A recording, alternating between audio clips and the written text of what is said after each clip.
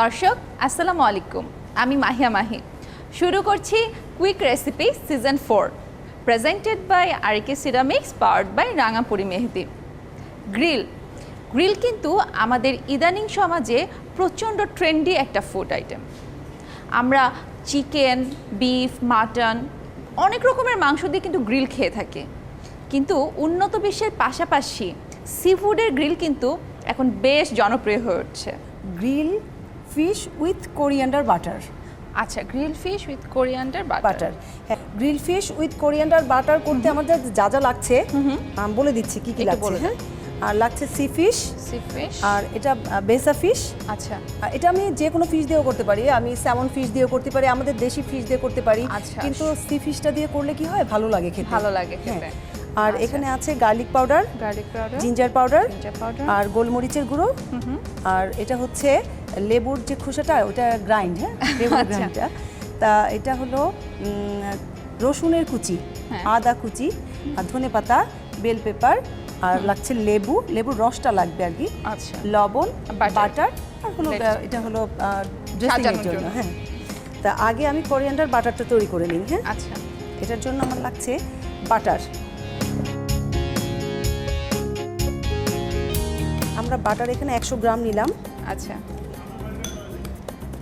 এটা হলো melted butter লাগবে, আমরা আগে থেকে একটু রুম টেম্পারেচারে রেখে নিব। আচ্ছা, তাহলে একটু মেল্ট হয়ে যাবে। হ্যাঁ, এখন আমরা লেবুর যে খোসাটা ওটা একটু দিয়ে দেব। এটা হচ্ছে লেবুর খোসাটাকে গ্র্যান্ড করে কাটা হয়েছে। হ্যাঁ, গ্র্যান্ড করে কুচি করে তুমি যেভাবেই দাও আর কি, সামান্য দিয়ে দিবা। আর একটু গোলমরিচের গুঁড়া দিবা। তারপরে এখানে একটু কোরিয়ান্ডার দিবা, লবণ দিব, সামান্য লবণ, আর দিব হলো লেবুর রস।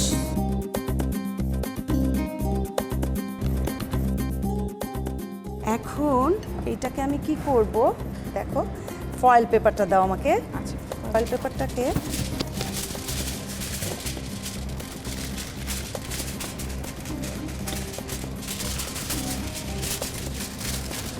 কেটে নেব সুন্দর করে, কেচি দিয়ে কেটে নাও। এটা করা যায়, আর সুন্দর করে ভাঁজ করে কেটে নেবে। যারা আপনার মতো এক্সপার্ট তাদেরটা ঠিক হবে, আমি হলে এটা ছেঁড়া বেড়া হয়ে যাবে। এটা ডবল করে নিলাম।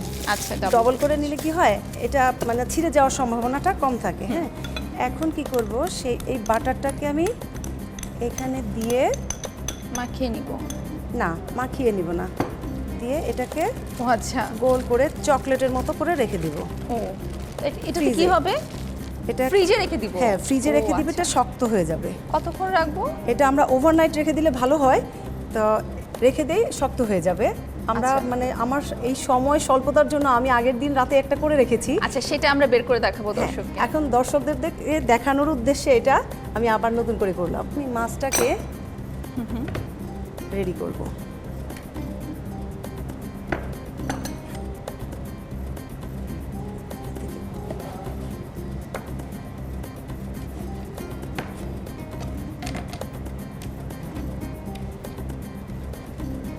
এটার উপরে একটু এই আমরা এখন ব্ল্যাক পেপার দিব।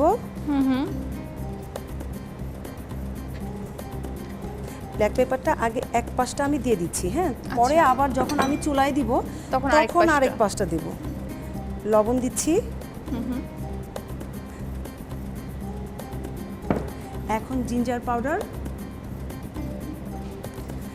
তো সব কিছু দেয়া হয়ে গেল। এখন এক পাশটা আমি ভালো করে মেখে নিচ্ছি। হ্যাঁ,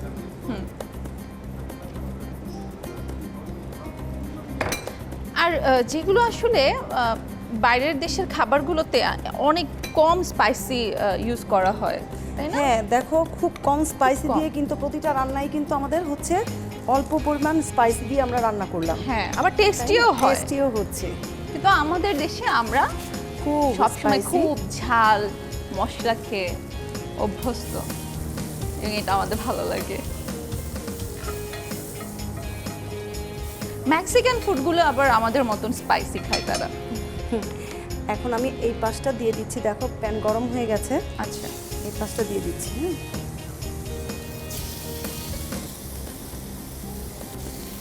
এই পাশটা যেরকম ভাবে মশলা দিলাম ওইভাবে পাশটা আবার এখন দিব। লবণ ওইটা হতে হতে এই পাশটা আমি দিচ্ছি। আচ্ছা,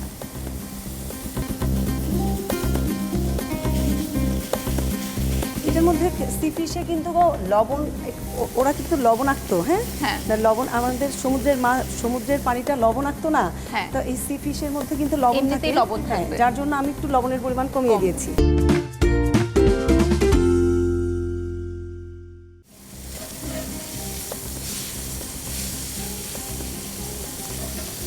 খুব বেশি সময় লাগে না কিন্তু এগুলো হতে,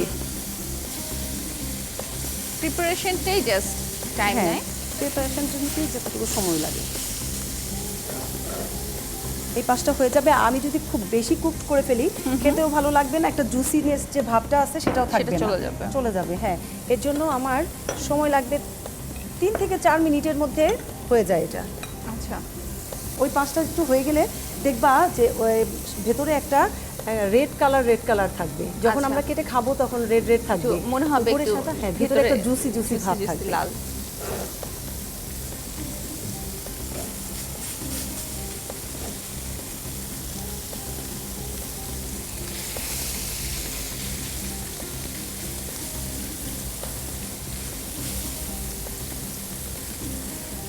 তো তুলার জন্য আমি একটা কিছু নিয়ে আসছি। হ্যাঁ, আচ্ছা,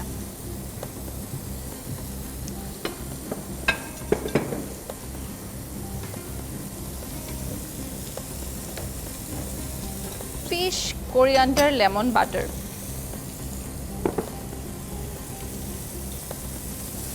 হয়ে গেছে, আমি কিন্তু এটা বন্ধ করে দেবো। 4 থেকে 5 মিনিট হয়ে গেছে। হ্যাঁ, এখন আমি এটা বন্ধ করে দেবো।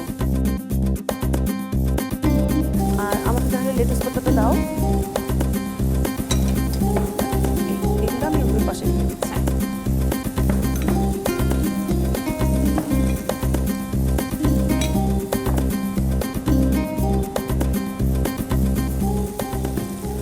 চুলা তো বন্ধ করে দিয়েছি। এরপরে আমি একটু গার্নিশিংয়ের জন্য,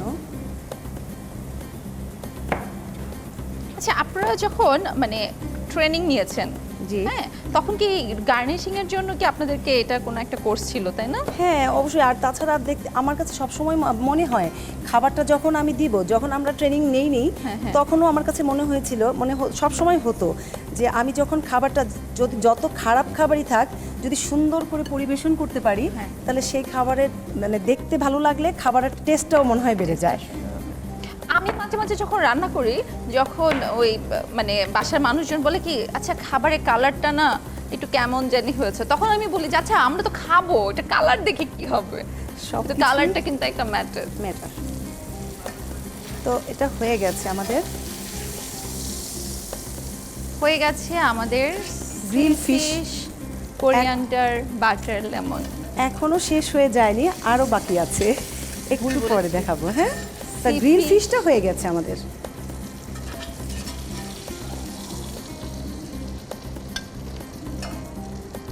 তো এখন যে আমি সেই যে কোরিয়ান্ডার বাটারটা করে রেখেছিলাম সেটা ফ্রিজ থেকে নিয়ে আসি। আচ্ছা, যেটা ওভারনাইট ফ্রিজে রাখা ছিল সেটা আপু এখন নিয়ে আসবে আপনাদের জন্য। তিনি এটা গতকাল রাতে এটা রেডি করে রেখেছিলেন।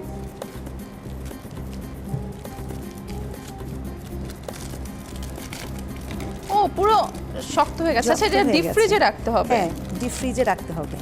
আচ্ছা,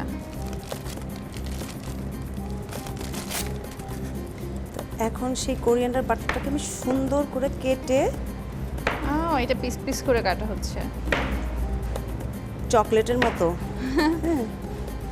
হ্যাঁ, ঠিক আছে। এখন এই গরম এই ফিশগুলোর উপরে গলে গলে যাবে, গলে গলে মেল্ট হয়ে গেলে অনেক টেস্টি একটা জিনিস হবে। হ্যাঁ, তো এখন একটু ডেকোরেশনের জন্য আমি এগুলা দিয়ে দিচ্ছি।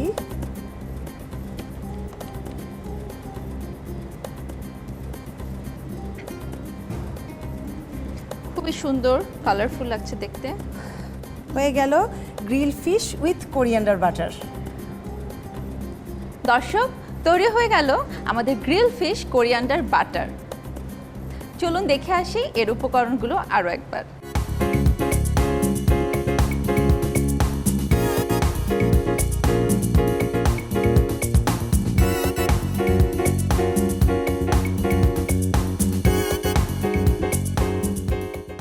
মাছে ভাতে বাঙালি, এই প্রবাদই বাংলাদেশে মাছের প্রাচুর্যতা প্রমাণ করতে যথেষ্ট। প্রথাগত মাছের রেসিপি থেকে একটু যদি ভিন্ন স্বাদ পেতে চাই তাহলে কিন্তু সহজেই ঝটপট বাসায় আমরা এই ডিশটি রান্না করতে পারি। দর্শক, আজ এ পর্যন্তই। ভালো থাকুন, সুস্থ থাকুন। আগামী পর্বে দেখা হবে নতুন কোনো কুইক রেসিপি নিয়ে। আল্লাহ হাফেজ।